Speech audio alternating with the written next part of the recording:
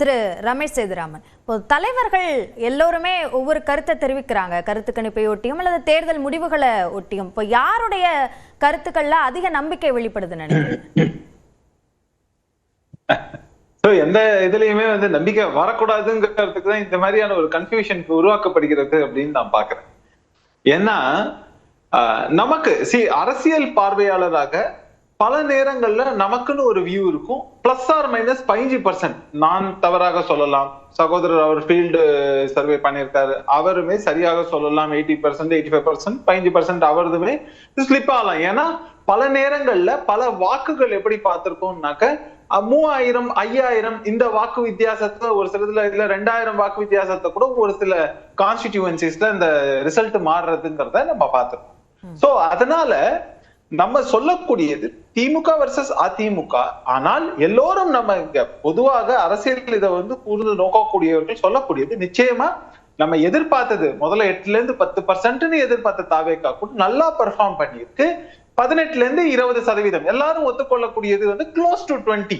அப்போ அந்த close to 20ங்கிறது maybe ஒரு 3, 4, 5 இந்த மாதிரியான சீட்டுகள்ல அவங்களுக்கு வெற்றி வாய்ப்புகள் அதிகமாக இருக்கலாமே தவிர அந்த 20% வச்சு பெரும்பான்மை சீட்டை புடிச்சிட போறாங்க, ஆளுங்கட்சியாவோ எதிர்கட்சியாவோ வந்துட போறாங்கன்னா யாரும் ஒத்துக்கொள்ள போவது கிடையாதுங்கிறது நிதர்சனமான உண்மை. ரெண்டாவது விஷயம், சகோதரர் சொன்னார் ஃபீல்ட்ல போய் பார்த்தேன் அப்படின்னு. அவர் பண்ணக்கூடியது குறிப்பிட்ட திரு ரமேஷ் சேதுராமன் அப்படின்ற சிச்சுவேஷன் யார பாதிக்கும், எதிர்கட்சியவா ஆளும் கட்சியவா என்பது ஒரு முக்கிய கேள்வியா எழுதுல. இல்ல, ரெண்டு தரப்புல இருந்து அவங்க சொல்லக்கூடியது பாதிக்கும். ஆனால் இருக்கக்கூடியது 100 பேர் அப்படின்னாக்க உங்களுக்கு கூடுதலா ஒருத்தர் காம்படிஷனுக்குன்னு வராங்கன்னாக்க அவங்க இங்க இருக்கக்கூடிய அந்த 100ல இருந்து தான் அவங்களுக்குன்னு ஒரு வாக்கு அறுவடையை செய்ய போறாங்கிறது. அப்போ எல்லா தரப்புல இருந்தும் இருப்பாங்க. அப்போ யார்கிட்ட இருந்து அதிகப்படியான வாக்குகளை எடுத்து அவங்கள வீக்கன் பண்றாங்க. இன்னைக்கு தாவேகா சீன்ல இல்லைன்னு வச்சுப்போம், ஒரு ஜஸ்ட் ஒரு கணக்கு. இத மத்தவங்களும் சொல்லலாம், ஜென்ராம் சாரோ இல்ல சகோதரர் முன்னாடி பேசினவரை எல்லாருமே சொல்லட்டும், ஒத்துப்பாங்கன்னு நினைக்கிறேன். ஜெனரல் ஆஸ்பெக்ட்ல நீங்க இன்னைக்கு பாத்துருந்தீங்கன்னா திமுக had an edge over ஏடிஎம்கேன்னு சொல்லிட்டு போயிடலாம், அந்த கூட்டணிக்கும் இந்த கூட்டணிக்கும். ஆனா இதுல ஒண்ணு திமுகவின் கூட்டணி கட்சிகள் தாண்டி பொதுவா ப்ரோ இன்கும்பன்சி, ஆன்டி இன்கும்பன்சி, இதுவும் இல்லாம ஓட்டு போடாம இருக்கிறவங்க இல்ல அன்டிசைடட் ஃபேக்டர் இப்படின்னு நம்ம வச்சுக்கிறோம். அப்படின்னாக்க இதுல கொஞ்சம் எட்ஜ் டெஃபினட்டா திமுகவிற்கு இருந்தது. ஆனால் இப்போ நம்ம பார்க்கக்கூடியதுல 10%க்குள் தாவேகா எடுக்கிறாங்க இல்ல 15%க்குள் தாவேகா எடுக்கிறாங்கன்னா அவங்க பண்ணக்கூடிய டென்ட் எங்க இருந்து வரும்? புதிதாக வந்திருக்கக்கூடிய வாக்காளர்கள், அதுவும் இளைஞர்கள், அது ஆப்வியஸ், அது ஒரு பக்கம். இன்னொன்னு, பெண்கள் அப்படின்னாக்க எத்தனை பர்சன்டேஜ்? இந்த வாட்டி திமுக தேர்தலில் குறிவைத்தது பெண்கள். காரணம் என்ன? அவங்களுக்கு நாங்க ஃப்ரீ பஸ் கொடுத்திருக்கோம், 1000 ரூபாய் கொடுத்திருக்கோம், இந்த மாதிரியாக அவங்க வரிசையா எல்லாம் சொன்னாங்க. ஆனா கிராமப்புறத்துல இன்னைக்கு அந்த ப்ரோ டிஎம்கேன்னு சொல்லக்கூடிய அந்த ஓட்டுகள் பெருவாரியாக பாத்தீங்கன்னா டிபிக்கலா ஆன்டி இன்கும்பென்டா இருந்தா ஏடிஎம்கேக்கு போகணும். அப்படி இல்லாமல் இந்த வாட்டி அந்த இதுலயும் பிரிஞ்சது. ஈவன் ப்ரோ டிஎம்கேயா இருக்கிறது கூட ஆன்டி இன்கும்பென்ட் எல்லாத்தையும் சேர்த்து பாதிக்கும் மேல டிவிகேக்கு போயிருக்கு. பெண்கள்ல பெருமளவுல போட்டிருக்காங்க.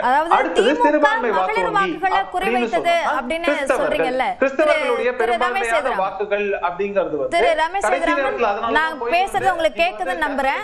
மத குருமார்கள் அங்க போய் திரு ரமேஷ் சேதுராமன் சிஎம் சந்திச்சாங்கன்னு பாக்குறோம். திரு ரமேஷ் சேதுராமன், நான் பேசுறது உங்களுக்கு கேக்குதுன்னு நினைக்கிறேன். திமுக மகளிர் வாக்குகளை குறிவைக்கிறாங்கன்னு சொல்றீங்க, ஆனா விஜய் குறிவைத்தது திமுக எதிர்ப்பு வாக்குகளை தான். அதேதானே தேசிய ஜனநாயக தப்பா நினைக்கிறீங்க. இல்ல நீங்க அவங்களோட ஃபேன் பேஸ தப்பா இட போடுறீங்க. திமுக எதிர்ப்பு வாக்கு வங்கின்னு மட்டும் சொல்லிட்டு போக முடியாது. நிச்சயமா நான் சொல்றேனே, இதுல ப்ரோ ஆன்டி இன்கும்பென்ட் பை டிஃபால்ட் போக வேண்டிய ஏடிஎம்கேக்கு அதுலயே பாதி மடை மாறி டிவிகேக்கு போயிருக்கு அப்படிங்கறத பார்க்கணும். இந்த பக்கம் நீங்கள் சொல்லக்கூடியது பல தாழ்த்தப்பட்ட சமூகத்தை சேர்ந்த மக்கள் நீங்க அப்படின்னு எடுத்தீங்கன்னா அதுக்காகத்தான், அந்த வாக்குகள் வங்கி வேணுங்கிறதுக்காகத்தான் விசிகாவை இந்த கூட்டணியில வச்சிருக்காங்க திமுகங்கிறத நீங்க பெருமளவுல பார்க்கும் பட்சத்துல அந்த குறிப்பிட்ட வாக்கு வங்கிங்கிறது பெருமளவுல எரோட் ஆகுது. அது எதை நோக்கி போகிறதுனா தாவேகாவை நோக்கி போகிறது. சிறுபான்மை வாக்கு வங்கிகளை பத்தி அதுக்கு தான் சொல்ல வந்தேன். சிறுபான்மை வாக்கு வங்கிகள்னு எடுத்தீங்கன்னா அதை நம்ம 2 பார்ட்டா பிரிக்கலாம். ஒண்ணு கிறிஸ்தவர்கள், இன்னொன்று இஸ்லாமியர்கள். இஸ்லாமியர்கள் எல்லாமே அப்படியே வந்து இஸ்லாமியர்களின் பாதுகாவலர்கள் திமுக தான் அப்படின்னு சொல்லி ஒரு பிம்பத்தை உருவாக்கி பாஜக உள்ள வந்துடும் சொல்லிட்டு எப்படியெல்லாம் வாக்கு அறுவடை பண்ணுவதற்கு திமுக முயற்சி செய்தார்களோ அந்த வாக்குல பாத்தீங்கன்னா இளைஞர்கள் வாக்கு, பெண்களுடைய வாக்கு, அதுவும் பிலோ 35-40 இயர்ஸ் இருக்கக்கூடிய பெண்களுடைய வாக்கு வந்து பெருமளவில் நம்ம முழுவதும் சொல்ல மாட்டேன், நிச்சயமா 60%, 50% வந்து நிச்சயமா தாவேகாவை நோக்கி போயிருக்கிறது. அடுத்து நீங்க வந்து பார்க்க வேண்டிய விவகாரம் கிறிஸ்தவர்கள் அப்படின்னு எடுத்தீங்கன்னாக்க இங்க கேத்தலிக்ஸ், ப்ராட்டஸ்டன்ட், பென்டாகோஸ்டல் இதெல்லாம் நம்ம இது பண்றோம். சோ அதுல வந்து என்னன்னா கடைசி நேரத்துல நம்மளுடைய முதல்வரை வந்து கிறிஸ்தவ மத குருமார்கள், அதுவும் கேத்தலிக்ஸ் இதை சேர்ந்தவங்க, அவங்க போய் மீட் பண்ணாங்கிறத பார்க்கணும். காரணம் என்னன்னா பெருமளவுல அந்த குரூப்பை சேர்ந்தவர்கள் எல்லாம் விஜய்க்கு ஓட்டு போடுவாங்கன்னு ஒரு நிலை ஏற்பட்டதுனால்தான் அந்த லாஸ்ட் மினிட்ல டேமேஜ் கண்ட்ரோலுக்காக இது செய்யப்பட்டது. இருந்தாலும் பெருமளவான வாக்கு நிச்சயமாக தாவேகாவிற்கு போயிருக்கிறது. இந்த மாதிரி தான் நம்ம செக்மெண்டா எடுத்து பார்க்கணும். இப்படி பார்க்கறதுல டிஎம்கே உடைய அந்த significant support base compare to ADMK, ஏன்னா அவங்களுக்கு ஸ்டாண்டர்டா ஒரு பேஸ் இருக்கும். நான் ரெட்டலைக்கு தான் போடுவேன், டிஎம்கேக்கு தான் போடுவேன் அப்படின்னு சொல்லக்கூடியதுல பிளஸ் ஆர் மைனஸ் 2% 3% சொல்லிட்டு போயிடலாம். ஆனா இதையும் தாண்டி அவங்களுக்கு இருக்கக்கூடிய கோர் ஸ்ட்ரென்த் அப்படின்னு சொல்லக்கூடிய இந்த தேர்தலை பொறுத்த வரைக்கும் சொல்லக்கூடிய அத்தனையும் அது பெருமளவுல எரோட் ஆயிருக்கு அப்படிங்கறதா. இன்னொன்னு காங்கிரஸ் ஓட்டு நீங்க வந்து எத்தனை பர்சன்டேஜ் வேணா வச்சுக்கணும். ஆனா இன்னைக்கு கடைசி வரைக்கும் வந்து அவங்க இழுத்தது, அதாவது திமுகவோட கூட்டணிக்குள்ளேயே அவங்க வந்து ரொம்ப இழுத்து கடைசி நேரத்துல ஃபைனலைஸ் பண்ணதும், நாங்க தாவேக்கு போவோம்னு சொன்னதும், அவங்களுக்கு ஃபேவரான இதுல இருந்தவங்களுக்கு கூட என்ன முதற்கட்ட பார்வையா எடுத்துக்கிறேன். ரமேஷ் சேதுராமன் முடிச்சிருங்க. முயற்சி பண்ணாங்க. இன்னொரு பக்கம் விஜய்க்கு போலாமா, விஜயும் காங்கிரஸும் கூட்டணியா வந்தா அவங்களை சப்போர்ட் பண்ணலாம்னு நினைச்சவங்க காங்கிரஸ் வந்து முதுகில் குத்தி விட்டதுன்னு நினைச்சு அந்த தரப்பு வாக்கும் சிம்பத்தி ஓட்டா இந்த பக்கம் போயிருக்குங்கிறத பார்க்கணும். சரி, இப்படியாக பல. நன்றி ரமேஷ் சேதுராமன். அடுத்த சுற்றுல பேசலாம்.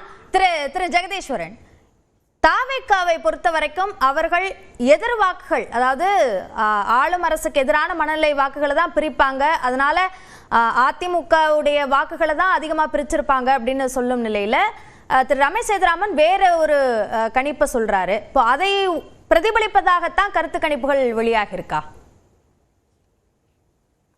இல்லங்க, பிரதிபலிக்கலையே, அதானே பிரச்சனையா இருக்கு. ரமேஷ் சேதுராமன் சொல்ற தியரி படி அதிமுக தான் வந்து ஒரு 8ல 6 ஏஜென்சிஸ் எடுத்து கொடுத்த கருத்து கணிப்புல அதிமுக ஆட்சி வந்திருக்கணும். அன்பார்ச்சுனேட்லி இது நடக்கலையே. அதிமுக ஆட்சி கொடுக்கும் 2 பேர்லயுமே சில சார்புகள் இருக்கு. இதுலயுமே நீங்க சொல்லலாம். ஆனா நீங்க நார்த் இந்தியன் மீடியாவில் இருக்கக்கூடிய என்டிடிவி, ரிபப்ளிக்லாம் யார் சார்பாக வேலை செய்யறாங்கன்னு தெரியுமா? அவங்களே என்ன சொல்றாங்க, திமுக ஆட்சி தான் வரும் அப்படிங்கறத சொல்றாங்க. ரமேஷ் சேதுராமன் சொல்ற விஷயங்கள் நிச்சயமாக நடக்கல அப்படிங்கறதா இது வந்து இந்த எக்ஸிட் போல்ஸ் ரொம்ப தெளிவாக காட்டுறது நான் பார்க்கின்றேன். நம்பர் 1. இன்னொன்னு, அவர் சொல்ற அந்த மெத்தடாலஜிலே கூட நீங்க மறுபடியும் போற போக்குல சிறுபான்மையினர் வாக்குகள் வந்து விஜய்க்கு போயிருக்கும் அப்படின்னு சொல்லிட்டே இருக்கிறாங்க. நீங்க